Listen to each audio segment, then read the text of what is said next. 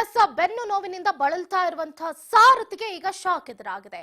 S ಬೇಲ್ನಿಂದ ಹೊರಗಡೆ ಬಂದ್ರೂ ಕೂಡ ತಪ್ತಾ ಇಲ್ವಂತೆ ಕಂಟಕ. ಡಿ ಗ್ಯಾಂಗ್ ಲೀಡರ್ಗೆ ಕಾದಿದೆಯಂತೆ ಮತ್ತೊಂದು ಸಂಕಷ್ಟ. ಹಾಗಾದ್ರೆ ಏನಪ್ಪಾ ಹೊಸ ಸಂಕಷ್ಟ ಅನ್ನುವಂತ ಪ್ರಶ್ನೆ ಈಗ ಎಲ್ಲರಲ್ಲೂ ಕೂಡ ಮೂಡ್ತಾ ಇದೆ.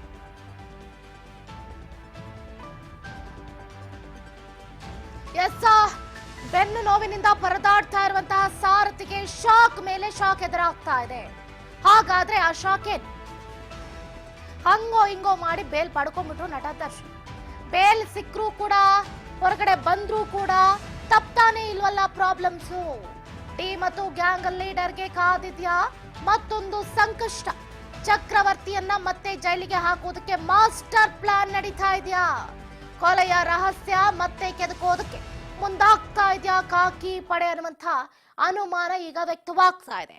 ಎಸ್ ಅಫ್ಕೋರ್ಸ್ ಗಮನಿಸ್ತಾ ಇದೀವಿ, ಹೈಕೋರ್ಟ್ ಆದೇಶ ಪ್ರಶ್ನಿಸಿ ಸುಪ್ರೀಂ ಕೋರ್ಟ್ ಮೊರೆ ಹೋಗಿದ್ರು ಏನು ನಟ ದರ್ಶನ್ ಅವರು ಈ ಹಿಂದೆ. ಏನು ಜಾಮೀನು ಸಿಕ್ಕರೂ ಕೂಡ ನನಗೆ ಯಾಕೆ ಈ ರೀತಿ ಸಂಕಷ್ಟ ಕೊಡ್ತಾ ಇದ್ದೀರಿ, ನನಗೆ ಮೇಲಿಂದ ಮೇಲೆ ಪ್ರಾಬ್ಲಮ್ಸು ಹೆಲ್ತ್ ಪ್ರಾಬ್ಲಮ್ಸು ಹೆಚ್ಚಾಗ್ತಾ ಇದೆ, ದಯವಿಟ್ಟು ನನಗೆ ಬಿಡುಗಡೆ ಭಾಗ್ಯ ಕೊಟ್ಟುಬಿಡಿ ಅಂತಲೂ ಕೂಡ ಕೇಳಿದ್ರು. ಬಟ್ ಸುಪ್ರೀಂ ಕೋರ್ಟ್ ಮೇಲ್ಮನವಿ ಸಲ್ಲಿಸೋದಕ್ಕೆ ಒಂದು ಕಡೆ ಈಗಾಗಲೇ ತನಿಖಾಧಿಕಾರಿಗಳು ಕೂಡ ತಯಾರಿಯನ್ನ ಮಾಡ್ಕೊಂಡಿದ್ದು ನಮಗೆ ಗೊತ್ತಿರುವಂತ ವಿಷಯ. ಬಟ್ ಈಗ ಎಲ್ಲಾ ಪ್ರೊಸೀಡಿಂಗ್ಸ್ ಕಂಪ್ಲೀಟ್ ಆಯ್ತು, ಹೊರಗಡೆ ಆರಾಮಾಗಿ ಬಂದಿದ್ದಾರೆ. ಬೆನ್ನು ನೋವಿಗೆ ಟ್ರೀಟ್ಮೆಂಟ್ ಅನ್ನ ಮತ್ತೆ ನಟ ದರ್ಶನ್ ಅವರು ತೆರಳೋದಕ್ಕೆ BGS ಆಸ್ಪತ್ರೆಗೆ ನಿನ್ನೆ ಹೋಗಿರೋದು ಗೊತ್ತಿದೆ. ಈಗೇನಪ್ಪ ಹೊಸ ಟೆನ್ಷನ್ನು, ನಯಾ ಟೆನ್ಷನ್ ಒಂದು ಸ್ಟಾರ್ಟ್ ಆಗಿದೆಯಂತೆ. ಏನಾಗಾದ್ರೆ ಆ ಟೆನ್ಷನ್ ಅನ್ನುವಂತ ಪ್ರಶ್ನೆ ಈಗ ಉದ್ಭವ ಆಗ್ತಾ ಇದೆ. ಗಮನಿಸ್ತಾ ಇದೀವಿ, ಚಕ್ರವರ್ತಿಯನ್ನ ಮತ್ತೆ ಜೈಲಿಗೆ ಹಾಕೋದಕ್ಕೆ ಎಲ್ಲೋ ಒಂದು ಕಡೆ ತಯಾರಿ ನಡೀತಾ ಇದೆ ಅನ್ನುವಂತ ಮಾಹಿತಿ ಲಭ್ಯ ಆಗ್ತಾ ಇದೆ. ಹಾಗಾದ್ರೆ ಯಾವ ಕೇಸು ಏನು? ಇದೇ ಕೇಸಲ್ಲೇ ಮತ್ತೆ ಪೊಲೀಸರು ನಟ ದರ್ಶನ್ ಅವರನ್ನ ಅರೆಸ್ಟ್ ಮಾಡ್ತಾರಾ? ಅರೆಸ್ಟ್ ಮಾಡೋದಕ್ಕೆ ಮತ್ತೆ ಯಾವ್ಯಾವ ಸಾಕ್ಷ್ಯಾಧಾರಗಳನ್ನ ಕಲೆ ಹಾಕಿದ್ದಾರೆ ಹಾಗಾದ್ರೆ ಅನ್ನುವಂತ ಪ್ರಶ್ನೆ ಉದ್ಭವ ಆಗ್ತಾ ಇದೆ. ಇದಕ್ಕೆ ಸಂಬಂಧಪಟ್ಟಂತೆ ಮತ್ತೊಂದು ಬ್ರೇಕಿಂಗ್ ನ್ಯೂಸ್ ಲಭ್ಯ ಆಗ್ತಾ ಇದೆ. ಎಸ್ ದಾಸನಿಗೆ ಮತ್ತೆ ಢವ ಸ್ಟಾರ್ಟ್ ಆಯ್ತಾ? ಎಸ್ ಅಫ್ಕೋರ್ಸ್ ಹೌದು ಅಂತಾನೆ ಹೇಳ್ಬೋದು. ಯಾಕಂತಂದ್ರೆ ಜಾಮೀನು ಮಂಜೂರಾದ್ರೂ ಕೂಡ ದರ್ಶನ್ಗೆ ಈಗ ಹೊಸ ಟೆನ್ಷನ್ ಸ್ಟಾರ್ಟ್ ಆಗಿದೆ. ನಗರ ಪೊಲೀಸ್ ಆಯುಕ್ತ ಬಿ ದಯಾನಂದ್ ಅವರು ಒಂದು ಸ್ಫೋಟಕ ಹೇಳಿಕೆಯನ್ನ ಕೊಟ್ಟಿದ್ದಾರೆ. ಟ್ರೀಟ್ಮೆಂಟ್ ಪಡಿತಾ ಇರುವಂತಹ ದಾಸನಿಗೆ ಈಗ ಸುಪ್ರೀಂ ಕೋರ್ಟ್ ಟೆನ್ಷನ್ ಅನ್ನ ಕೊಡೋದಕ್ಕೆ ಮುಂದಾಗ್ತಾ ಇದೆ.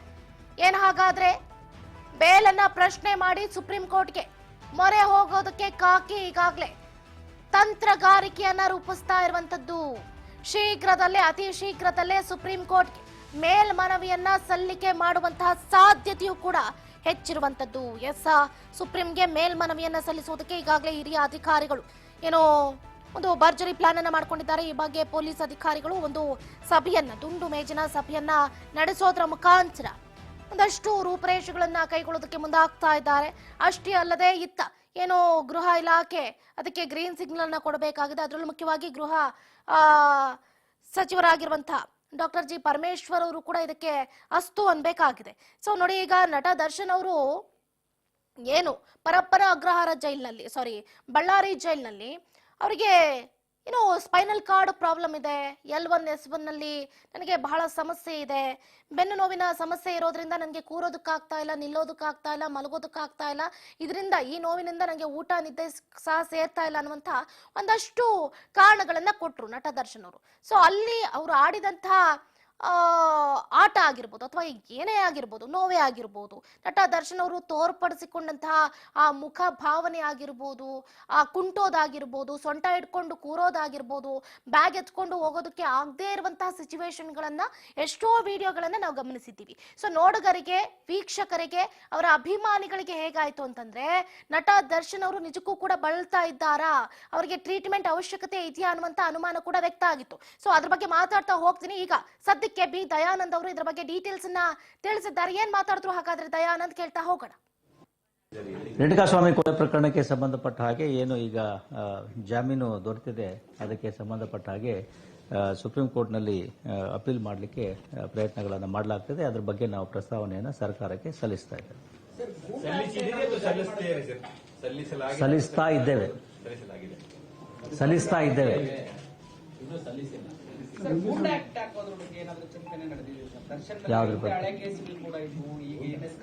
ಯಾವುದು ಚಿಂತನೆ ಇಲ್ಲಪ್ಪ.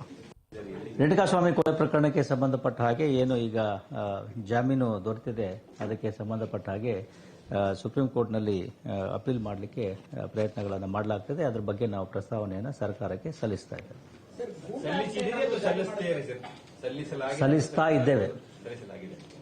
ಸಲ್ಲಿಸ್ತಾ ಇದ್ದೇವೆ.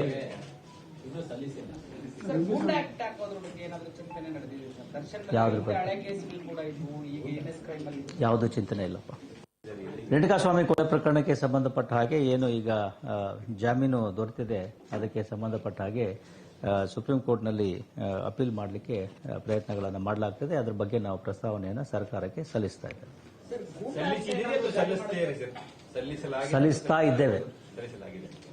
ಸಲ್ಲಿಸ್ತಾ ಇದ್ದೇವೆ.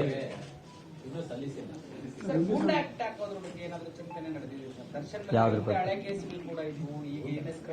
ಯಾವುದು ಚಿಂತನೆ ಇಲ್ಲಪ್ಪ. ರೇಣುಕಾಸ್ವಾಮಿ ಕೊಲೆ ಪ್ರಕರಣಕ್ಕೆ ಸಂಬಂಧಪಟ್ಟ ಹಾಗೆ ಏನು ಈಗ ಜಾಮೀನು ಗಮನಿಸ್ತಾ ಇದ್ದೀರಾ. ಏನು ಬೆಂಗಳೂರು ಆಯುಕ್ತರಾದಂತಹ ಬಿ ದಯಾನಂದ್ ಅವರ ಹೇಳಿಕೆಯನ್ನ ನಟ ದರ್ಶನ್ ಏನು ರಿಲೀಸ್ ಆಗಿ ಕಂಫರ್ಟಬಲ್ ಝೋನ್ಗೆ ಹೋದೆ ಅಂತ ಅಂದುಕೊಳ್ತಾ ಇದ್ದಾರೆ. ಬಟ್ ಈಗ ದರ್ಶನ್ಗೆ ಹೊಸ ಸಂಕಷ್ಟ ಎದುರಾಗುತ್ತೆ ಅನ್ನುವಂಥ ಮಾಹಿತಿಯನ್ನ ಈಗಾಗಲೇ ಬಿ ದಯಾನಂದ್ ಅವರು ಕೊಡ್ತಾ ಇರುವಂಥದ್ದು. ಜಸ್ಟ್ ಬಿಕಾಸ್ ನೋಡಿ, ಈಗಾಗಲೇ ಹೇಳ್ತಾ ಇದ್ದೆ, ನಟ ದರ್ಶನ್ ಅವರು ಸುಮ್ಮನೆ ಹೇಳಿದ್ರು ನೋಡಿ. ಈಗ ಅವರು ಡಿಸ್ಚಾರ್ಜೇ ಆಗೋದಕ್ಕೆ ಪ್ಲಾನ್ ಅನ್ನ ಮಾಡ್ಕೊಳ್ತಾ ಇದ್ದಾರೆ. ಅವ್ರಿಗೆ ಸರ್ಜರಿ ಬಹಳ ಅಗತ್ಯ ಇದೆ. ಇವರಿಗೆ ಸರ್ಜರಿ ಇಲ್ಲ ಅಂತಂದ್ರೆ ಕಷ್ಟ ಆಗೋಗ್ಬಿಡುತ್ತೆ, ಇಲ್ಲಾಂದ್ರೆ ಸೊಂಟ ಮುರಿದೋಗ್ಬಿಡುತ್ತೆ, ಸ್ಟ್ರೋಕ್ ಅಟ್ಯಾಕ್ ಆಗ್ಬಿಡುತ್ತೆ ಅನ್ನುವಂಥ ಒಂದಷ್ಟು ಹೇಳಿಕೆಗಳನ್ನ ಡಾಕ್ಟರ್ ಮೂಲಗಳು ಕೂಡ ನೀಡಿದ್ವು. ಮತ್ತೆ ಡಾಕ್ಟರ್ ಈಗ ಯಾಕೆ ಸರ್ಜರಿ ಮಾಡ್ತಾ ಇಲ್ಲ? ಹೀಗಾಗಾದ್ರೆ ನಟ ದರ್ಶನ್ ಅವ್ರಿಗೆ ಲಕ್ವಾ ಹೊಡೆಯುವಂತಹ ಸಿನಾರಿಯೋಸ್ ಏನು ಇಲ್ವಾ? ಸೊ ಈ ರೀತಿಯಾದಂತಹ ಅನುಮಾನಗಳು ವ್ಯಕ್ತವಾಗ್ತಾ ಇದೆ. ನಟ ದರ್ಶನ್ ಅವರು ಬೇಲೆ ಪಡ್ಕೊಳ್ಳೋದಕ್ಕೆ ಈ ರೀತಿಯಾದಂತಹ ನಾಟಕವನ್ನ ಒಳಗಡೆ ಮಾಡಿದ್ರ ಅಂತಂದ್ರೆ ಎಸ್ ಅಫ್ಕೋರ್ಸ್ ಒಂದ್ ಕಡೆ ಹೌದು ಅಂತಾನೆ ಹೇಳ್ಬೋದು. 50-50 ನೋಡಿ, ನೋವಿಲ್ದೆ ಒಂದ್ ಕಡೆ ಅಷ್ಟೊಂದು ರಿಯಾಕ್ಟ್ ಮಾಡೋದಕ್ಕೂ ಕೂಡ ಕಷ್ಟ ಆಗುತ್ತೆ. ಅವರಿಗೆ 50% ನೋವಿದೆ, 100% ಅಷ್ಟು ನನಗೆ ನೋವಿದೆ ಅಂತ ಹೇಳ್ಕೊಂಡು ಸಿ ವಿ ನಾಗೇಶ್ ಅವ್ರ ಹತ್ರ ಅದ್ರ ಬಗ್ಗೆ ಪ್ರಸ್ತಾಪ ಮಾಡಿ ಸಿ ವಿ ನಾಗೇಶ್ ಅವರು ಕೂಡ ಕೋರ್ಟ್ ನಲ್ಲಿ ವಾದವನ್ನ ಮಂಡಿಸೋದ್ರಲ್ಲಿ ಯಶಸ್ವಿ ಆದ್ರು. ಓಕೆ, ಅದೊಂದು ಕಡೆ ಆದ್ರೆ ನಟ ದರ್ಶನ್ ಅವ್ರಿಗೆ ಕೋರ್ಟ್ 6 ವಾರಗಳ ಕಾಲ ಬೇಲನ್ನ ನೀಡೋದ್ರ ಮುಖಾಂತರ, ಅಂದ್ರೆ ಏನು ಮೆಡಿಕಲ್ ಬೇಲನ್ನ ನೀಡೋದ್ರ ಮುಖಾಂತರ, ಏನು ಮೆಡಿಕಲ್ ಬೇಲ್ ಕೊಟ್ಟಿದ್ಯಾಕೆ? ದರ್ಶನ್ ಅವರು ಬೇಗ ಗುಣಮುಖ ಆಗ್ಲಿ. ಅವ್ರು ಕೊಟ್ಟಿರುವಂತಹ ಕಾರಣ ಏನಿತ್ತು, ನನಗೆ ಸರ್ಜರಿ ನೀಡಿದೆ, ಫಿಸಿಯೋಥೆರಪಿ ನೀಡಿದೆ, so I need to go ಅಂತ ಹೇಳಿದ್ರು. ಓಕೆ, ಕೋರ್ಟ್ ಕೂಡ ಅದಕ್ಕೆ ಅನುಮತಿ ಕೊಡ್ತು. ಕೋರ್ಟ್ ಅನುಮತಿ ಕೊಟ್ಟಾದ ನಂತರ ನಟ ದರ್ಶನ್ ಅವರು ಸರ್ಜರಿಯನ್ನ ಮಾಡಿಸ್ಕೋಬೇಕಾಗಿತ್ತು. ಆದ್ರೆ 40 ದಿನಗಳ ಕಾಲ BGS ಆಸ್ಪತ್ರೆಯಲ್ಲಿದ್ರು ಕೂಡ ಯಾವುದೇ ರೀತಿಯಾದಂತಹ ಸರ್ಜರಿಯನ್ನ ಇದುವರೆಗೂ ಕೂಡ ಮಾಡಿಸ್ಕೊಂಡಿಲ್ಲ. ಹಾಗಾದ್ರೆ ನೋವೆಲ್ಲಿಗೋಯ್ತು? ಬರೀ ಫಿಸಿಯೋಥೆರಪಿ ಮಾಡಿಸ್ಕೊಳ್ಳೋ ಆಗಿದ್ರೆ ಜೈಲಲ್ಲೇ ಇದ್ಕೊಂಡು ಫಿಸಿಯೋಥೆರಪಿ ಮಾಡಿಸ್ಬೋದಾಗಿತ್ತಲ್ವಾ? 40 ದಿನಗಳ ಕಾಲ ಯಾಕೆ ಕಾಲಹರಣ ಮಾಡಿದ್ರು? ಸೊ ಈ ರೀತಿಯಾದಂತಹ ಪ್ರಶ್ನೆ ಉದ್ಭವ ಆಗ್ತಾ ಇದೆ. ಅಷ್ಟೇ ಅಲ್ಲದೆ ಕೋರ್ಟ್ಗೆ ನ್ಯಾಯಾಧೀಶರಿಗೆ ಮಣ್ಣನ್ನ ಎರಚಿದ್ರ ನಟ ದರ್ಶನ್ ಹಾಗೆ ಸಿ ವಿ ನಾಗೇಶ್ ಅವರು ಅನ್ನುವಂತಹ ಅನುಮಾನವೂ ಕೂಡ ವ್ಯಕ್ತವಾಗ್ತಾ ಇದೆ. ನಿಜವಾಗ್ಲೂ ನೋವಿದ್ರೆ ನಟ ದರ್ಶನ್ ಅವರು ಸರ್ಜರಿಯನ್ನ ಮಾಡಿಸ್ಕೋಬೇಕಾಗಿತ್ತು. ಹಾಗಾದ್ರೆ ನಟ ದರ್ಶನ್ ಅವ್ರಿಗೆ ಬೆನ್ನಿನ ಮೂಳೆಯಲ್ಲಿ ಯಾವುದೇ ರೀತಿಯಾದಂತಹ ನೋವಿಲ್ವಾ? BGS ಆಸ್ಪತ್ರೆಗೆ ಹೋದ್ರು, ಮತ್ತೆ ಈಗ ಅಡ್ಮಿಟ್ ಆದ್ರು, ಈಗೇನೋ ಶೂಟಿಂಗ್ ಮಾಡ್ಬೇಕು, ಹಾಗಾಗಿ ನಾನು ಸರ್ಜರಿಯನ್ನ ಮಾಡಿಸ್ಕೊಳ್ಳೋದಿಲ್ಲ ಅನ್ನುವಂಥ ಹೇಳಿಕೆಗಳನ್ನ ಕೊಡ್ತಾ ಇದ್ದಾರಂತೆ. ಸೊ ನಿಜವಾಗ್ಲೂ ನೋವಿದ್ದಂತಹ ನಟ ಸರ್ಜರಿಯನ್ನ ಮಾಡಿಸ್ಕೋಬೇಕಾಗಿತ್ತು. ಈಗ ಸರ್ಜರಿಯನ್ನ ಮಾಡಿಸ್ಕೊಳ್ದೆ ಇರುವುದು ಸಾಕಷ್ಟು ಅನುಮಾನಕ್ಕೆ ಎಡೆ ಮಾಡಿಕೊಟ್ಟಿದೆ. ಸೊ ಹಾಗಾಗಿ ಈ ಕೇಸನ್ನ ಮತ್ತೆ ರಿಓಪನ್ ಮಾಡೋದಕ್ಕೆ ಈಗಾಗಲೇ ಪೊಲೀಸರು ಕೂಡ ಭರದ ತಯಾರಿಯನ್ನ ಮಾಡ್ಕೊಳ್ತಾ ಇದ್ದಾರೆ ಅಂತ ಸ್ವತಃ ಬೆಂಗಳೂರು ಆಯುಕ್ತರೇ ಆಗಿರುವಂತಹ ಬಿ ದಯಾನಂದ್ ಅವರು ಹೇಳಿಕೆಯನ್ನ ಕೊಟ್ಟಿದ್ದಾರೆ. ಒಟ್ಟಾರೆಯಾಗಿ ದಾಸನಿಗೆ ಈಗ ಢವ ಸ್ಟಾರ್ಟ್ ಆಗಿದೆ. ಮುಂದಿನ ದಿನಗಳಲ್ಲಿ ಈ ಹೇಳಿಕೆ, ಬಿ ದಯಾನಂದ್ ಅವರು ಕೊಟ್ಟಿರುವಂತಹ ಹೇಳಿಕೆ ಯಾವ ತಿರುವನ್ನ ಪಡೆದುಕೊಳ್ಳುತ್ತೆ, ನಟ ದರ್ಶನ್ ಅವರಿಗೆ ಎಷ್ಟರ ಮಟ್ಟಿಗೆ ಎಫೆಕ್ಟ್ ಆಗುತ್ತೆ ಏನು ಅನ್ನೋದನ್ನ ಕಾದಷ್ಟೇ ನೋಡ್ಬೇಕಾಗಿದೆ.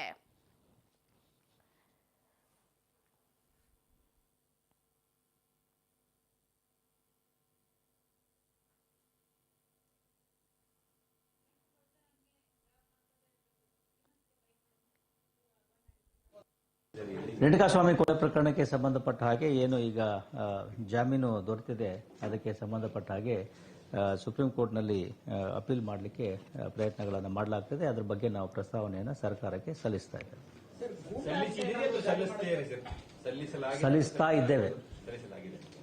ಸಲ್ಲಿಸ್ತಾ ಇದ್ದೇವೆ.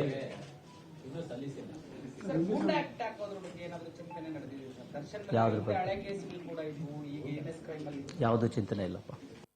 ರೇಣುಕಾಸ್ವಾಮಿ ಕೊಲೆ ಪ್ರಕರಣಕ್ಕೆ ಸಂಬಂಧಪಟ್ಟ ಹಾಗೆ ಏನು ಈಗ ಜಾಮೀನು ದೊರೆತಿದೆ ಅದಕ್ಕೆ ಸಂಬಂಧಪಟ್ಟ ಹಾಗೆ ಸುಪ್ರೀಂ ಕೋರ್ಟ್ನಲ್ಲಿ ಅಪೀಲ್ ಮಾಡಲಿಕ್ಕೆ ಪ್ರಯತ್ನಗಳನ್ನು ಮಾಡಲಾಗ್ತದೆ. ಅದರ ಬಗ್ಗೆ ನಾವು ಪ್ರಸ್ತಾವನೆಯನ್ನು ಸರ್ಕಾರಕ್ಕೆ ಸಲ್ಲಿಸ್ತಾ ಇದ್ದೇವೆ. ಸಲ್ಲಿಸ್ತಾ ಇದ್ದೇವೆ.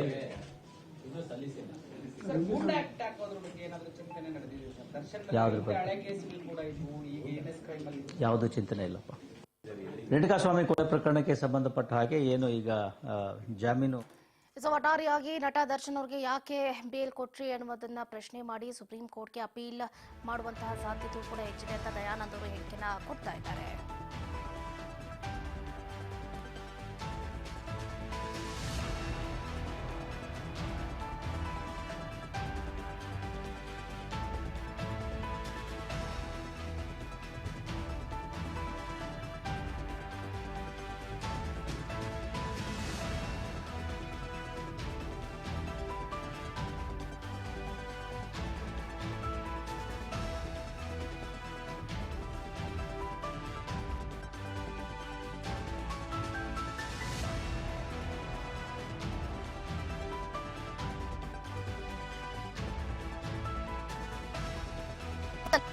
ಅರ್ಜಿಯನ್ನ ಸಲ್ಲಿಕೆ ಮಾಡುವಂತಹ ಸಾಧ್ಯತೆ ಇದೆ ಎನ್ನಲಾಗ್ತಾ ಇರುವಂತದ್ದು.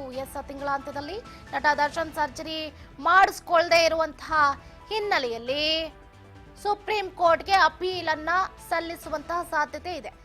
ಈ ತಿಂಗಳ ಅಂತ್ಯದಲ್ಲಿ ಅಥವಾ ಜನವರಿ ಮೊದಲ ವಾರದಲ್ಲಿ ಅರ್ಜಿಯನ್ನ ಸಲ್ಲಿಸೋದಕ್ಕೆ ಈಗಾಗಲೇ ಪೊಲೀಸ್ ಡಿಪಾರ್ಟ್ಮೆಂಟ್ ತಯಾರಿಯನ್ನ ಮಾಡ್ಕೊಳ್ತಾ ಇರುವಂತ. ಇದು ಅಫ್ಕೋರ್ಸ್ ಒಂದು ಕಡೆ ಹೇಗಾಗ್ತಾ ಇದೆ ಅಂತಂದ್ರೆ ಕಾನೂನಿಗೇನೆ ನಟ ದರ್ಶನ್ ಅವರು ಮಣ್ಣೆರಚಿದ್ರ ಅಂತ ಒಂದು ಅನುಮಾನ ವ್ಯಕ್ತವಾಗ್ತಾ ಇದೆ.